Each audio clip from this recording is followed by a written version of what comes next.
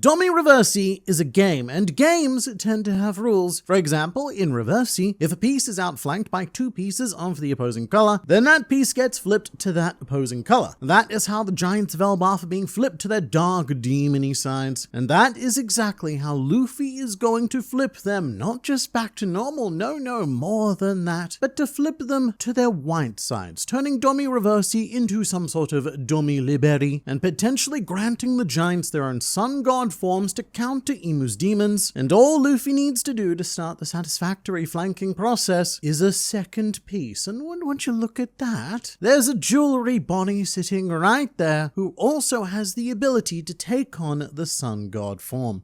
Curious. So we currently conveniently have two white pieces to be placed on the Reversy board, and potentially up to two more, which we'll get into in a bit. But Domi Reversy isn't just a game. It acts as a metaphor for Luffy and Imu, who are interconnected opposites, aka two sides of the same coin. And what Domi Reversy does is accordingly the exact opposite of what Gear 5th provides. Domi Reversy robs targets of their freedom on three different levels. The first being the rather obvious freedom of movement, as you are now more or less a puppet of Imu. And freedom of movement is key to the endgame of One Piece, as Luffy will be physically liberating the world. And currently part of that liberation is theorized to be the tearing down of the Red Line, the reduction of the Void Century floodwaters, and the connection of every island in the world via land coming together to form One Piece. Luffy's done a fair bit of this style of liberation, albeit on smaller scales. Stuff like breaking out of Impelled Down and Doflamingo's birdcage. It is the most basic possible definition of freedom. But freedom doesn't just mean removing physical barriers. It is about equipping people with the inner freedom that they need to accomplish their own respective definitions of liberation. And this is what I refer to as freedom of the heart. An early example of this freedom would be Nami. She was never literally trapped or enslaved under Arlong. Arlong, unless you watch the live action, never physically changed Nami or anything like that, because he saw himself as above the methods of the filthy human world nobles. But what he did very successfully do was trap Nami's heart. Nami had complete physical freedom to go wherever she wanted, but her heart was confined in Kokiyashi Village. Similarly, Robin's I Want to Live is another early example of this. What Luffy needed to do was liberate Robin's heart before she would accept any kind of physical liberation, which Luffy could only accomplish by declaring war on the world government and promising to keep Robin safe from the world itself. It happens with antagonists quite often as well, with my go-to example always being Mr. Katakuri. During their fight battle in the Mirror World, Luffy was able to break Katakuri free from his prison of perfection. At the time, Katakuri was afraid to show his true self to anyone because in his mind, it would leave his family vulnerable. If those around him did not fear and respect him, then they would mock Katakuri and do other things like slice his little sister's face up. But Luffy was able to free Katakuri's heart and show him that there is a path forward through imperfection. And also that being laughed at and looked down upon isn't the weakness that Katakuri thought it was. And Katakuri most prominently displays this change physically by choosing to discard his scarf and willingly expose his face. However, I do think the best and most poignant example for this particular video would be Jewelry Bonnie. Bonnie's liberation wasn't just about being free from being chased by the world government or about being free to sail with her father and go on the grand adventure he'd always promised her. No, Bonnie's liberation needed to come from the heart, which in this case had the physical manifestation of allowing Bonnie to briefly access the sun god form that may go on to prove integral in the Elbaf arc. Jewelry Bonnie is the second of what I promise will be a surprising amount of characters to take this form on, and I believe that this is going to be the counter to Domi Reversy.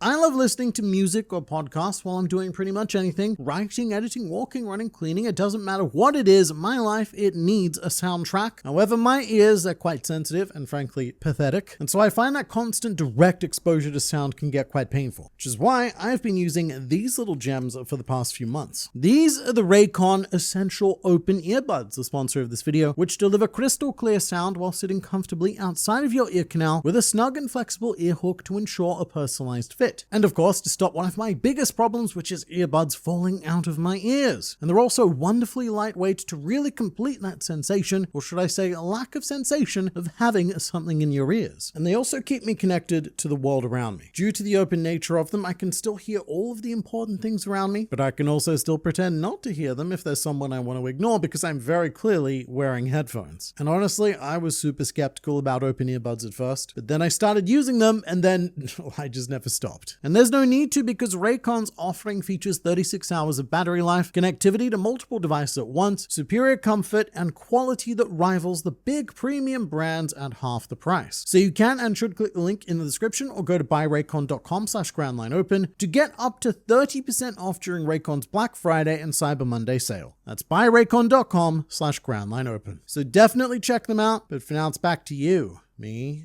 However, the final aspect of freedom that Emu's ability removes is the freedom to dream, which is different from freedom of the heart, which you can see in these broken middle generation characters like Crocodile and Gecko Moria. Their hearts have not been confined, but their dreams have been. Both of them initially set out to sea to become the Pirate King, and after devastating defeats, they lost the ability to dream. Although the sad thing is that most major characters in One Piece don't even need a Domi Reversy to be trapped, as they are born into a world that stands in opposition to the very concept of dreaming. Take Luffy wanting to become the Pirate King. It's only now, 3 decades into the series, that auxiliary characters are taking Luffy seriously when he says that he wants to become the Pirate King. For most of One Piece, he was laughed at, but it's not just him. Anyone who dares to dream is pretty brutally ripped apart, and I think the best instance of this is chapter 224, when Nami asks how they can get to Sky Island, and the entire bar in Mocktown erupts into laughter, with Oda also drawing a close-up of Nami being heavily embarrassed, and this right here is how dreams are destroyed in One Piece. It's not through violence, it's not through subjugation, it's not through any of that. Dreams are destroyed in this world through laughter and smiles, because that is the inverse hell that Emu is set up, having corrupted all of the grand qualities of Nika and Joy Boy. And in the One Piece world, there's even a saying when people set sail to explore, a saying for people who, against all odds, continue to invest in the romance and fantasy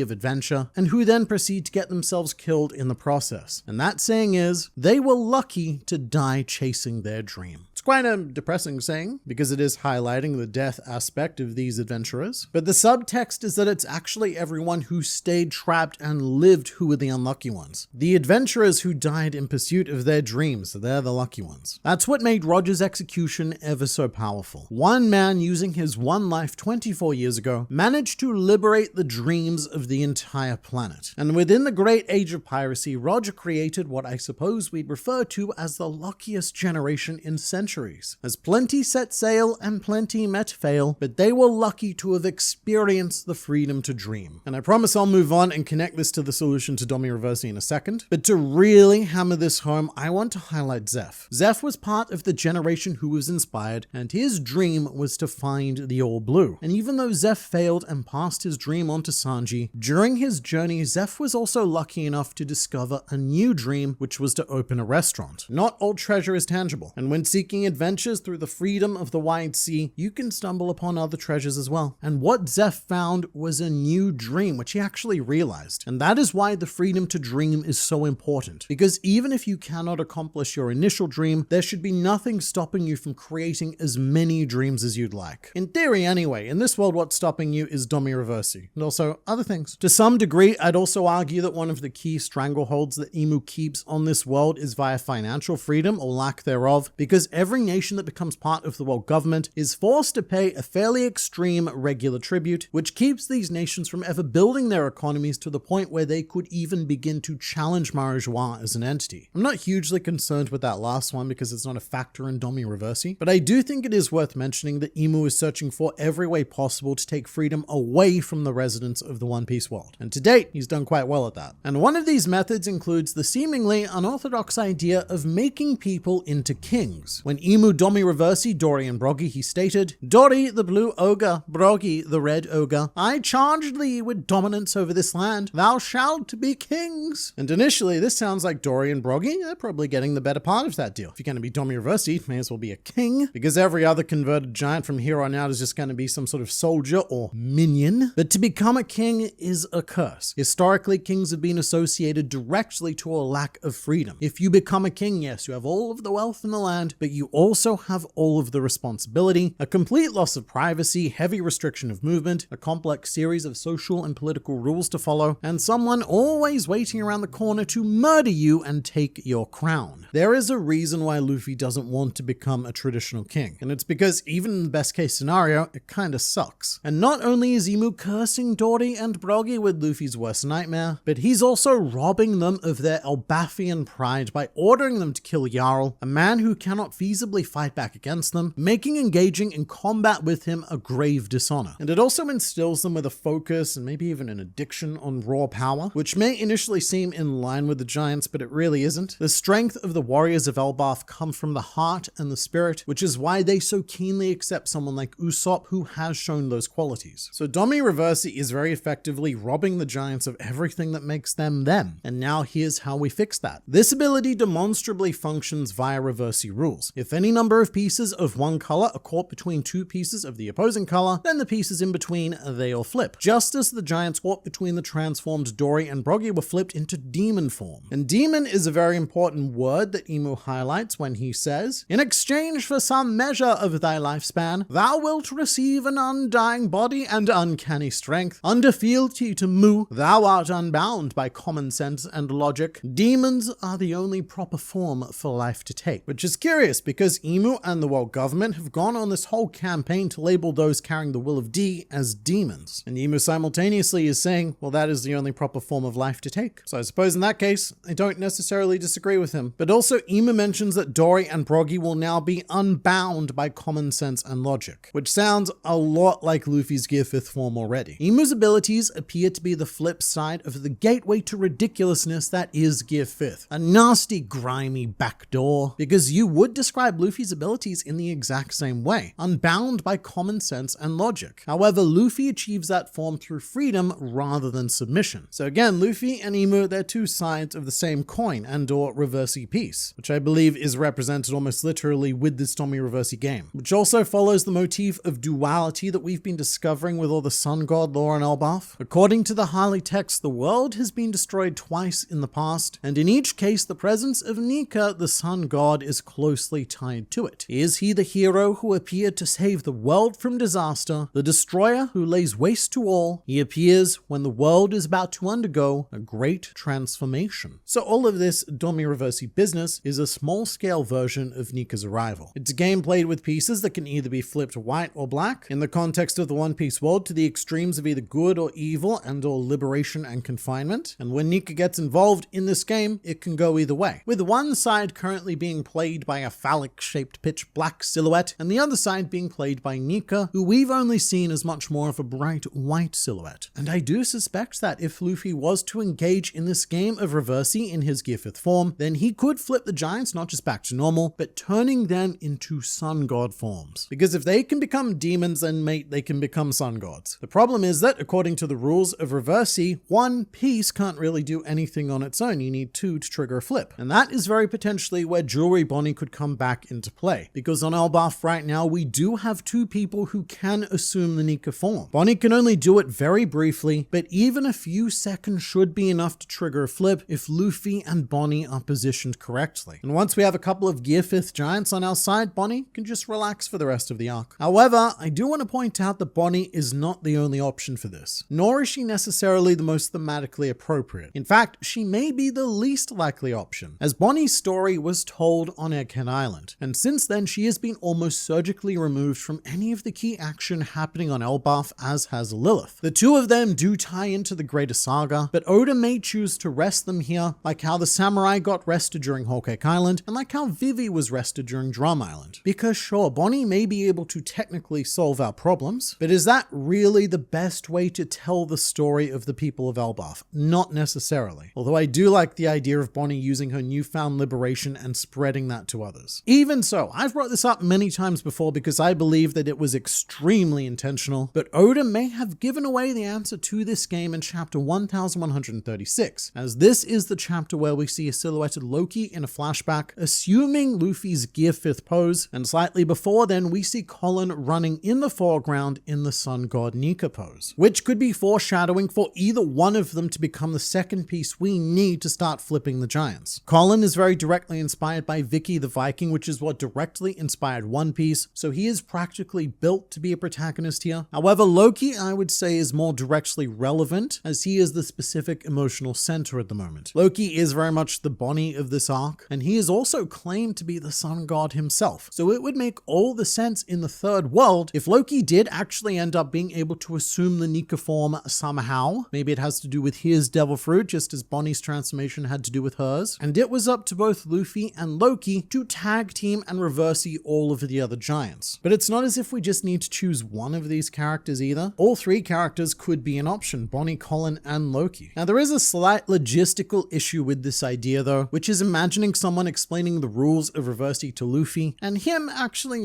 taking that information in and being able to move about strategically with someone else. I don't know if Luffy's really capable of that, but he is the kind of guy who could also accidentally stumble into the right spot. Or more likely, whoever his partner is would have to work around his movements, which is very much the Trafalgar Law style of babysitting alliances. But everything to this point just seems so perfectly set up for this to play out as a game of Reversy would. Not just mechanically, but also thematically, with Luffy and Imu being set up as opposites and potential direct counters to one another. It could even be a situation where Imu's powers weren't originally intended to act as a game, but Luffy's ridiculousness manages to take control and morph it into a game. Because basic Luffy logic would be to see a ton of giants trapped and confined in these demon forms, and he would think to himself, well, how do we make my friends feel free again? Well, Gear 5th, that feels pretty good to me, so why not just do that to all of them as well? And honestly, part of this is just me really hoping that we'll get to see a whole army of Gear 5th giants, because the image in my head is pretty amazing. But the other part of me sees it as possible because the giants do actually worship Nika. And Bonnie has now begun what could be a trend of people who genuinely believe in Nika actually being able to achieve that level of freedom for themselves. The giants are a society that, like the Buccaneers, worship Nika, as do the Lunarians, the remnants of which we may also see achieve this form in the future, or perhaps only King if he is indeed the last one left. But also, we need to talk about how Gunko fits into this. Imu clearly has Gunko under some sort of mind control or otherwise pseudo-coercive manipulation, and it may not be Domi Reversy, but it does appear to be something similar. A power that purges Gunko's memories, and it could be possible that an unintended consequence of figuring out how to free the giants could also be a clue to freeing Gunko from Imu's spell. Luffy could Reversy Gunko either on purpose or by accident, and free her from Imu's influence and connection. And look, I'm not saying that we will see a Gear 5th Gunko, but I'm also